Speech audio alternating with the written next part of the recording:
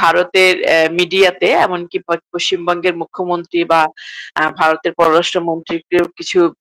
কথা, কিছু বিবৃতি, কিছু বক্তব্য বাংলাদেশের মানুষের ভেতরে তৈরি করেছে, ক্ষোভ তৈরি করেছে। সেই বিষয়গুলো নিয়ে মানুষের ভেতরে যে শঙ্কা তৈরি হয়েছে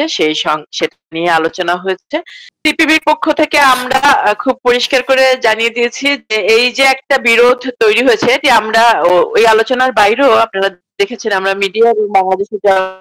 আমরা বলেছি, এই যে একটা মানে উদ্বেগজনক পরিস্থিতি তৈরি হয়ে শত্রুভাবাপন্ন মনোভাব তৈরি হচ্ছে, খুবই অনাকাঙ্ক্ষিত। তাদের সাথে আমার বন্ধুত্ব দীর্ঘদিনের এবং আমাদের প্রতিবেশী রাষ্ট্র, কিন্তু এই যে একটা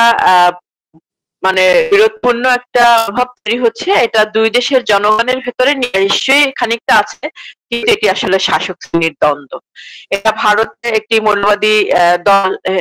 মানে হিন্দুত্ববাদী দল, তারা ক্ষমতায় রয়েছে, তারা বাংলাদেশের পট পরিবর্তনকে তাদের রাজনৈতিক উদ্দেশ্যে ব্যবহার করতে পারছে,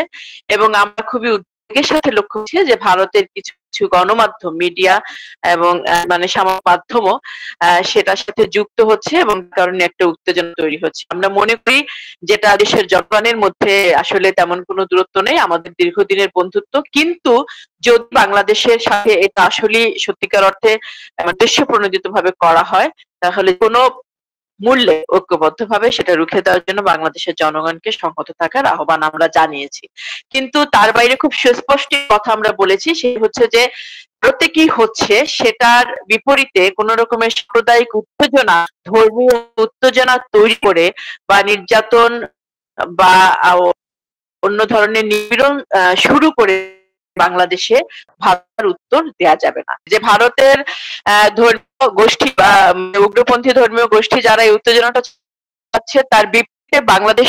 এরকম চেষ্টা হচ্ছে। বাংলাদেশের ধর্মীয় সাম্প্রদায়িক গোষ্ঠী করছে, আপনারা দেখছেন বিভিন্ন জায়গায় করছে, বিচ্ছিন্ন মানে একটি সংগঠন করছে সেটি কিন্তু না, বিভিন্ন জায়গায় হচ্ছে, বিভিন্ন জেলায়, বিভিন্ন বিভাগে, বিভিন্ন জায়গায় হচ্ছে, এবং এক এক জায়গায় এক এক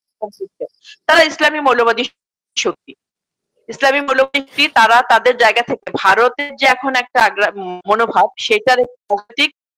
মানে উত্তর আমাদেরকে দিতে হবে। সেটা বাংলাদেশ হিসাবে আমাদের সরকার তাদের সাথে কথা বলে সেটির একটা কূটনৈতিক সমাধান করতে হবে। উনি আহ্বান করেছেন সভা, এবং সেই সভায় উনি আহ্বান করেছেন যে দেশের সার্বভৌমত্ব রক্ষায়, আমাদের দেশের মানে স্থিতিশীলতা রক্ষায়, এবং যদি কোন রকমের কোনো আক্রমণ, হামলা, মানে ওই মানে সশস্ত্র আক্রমণ না,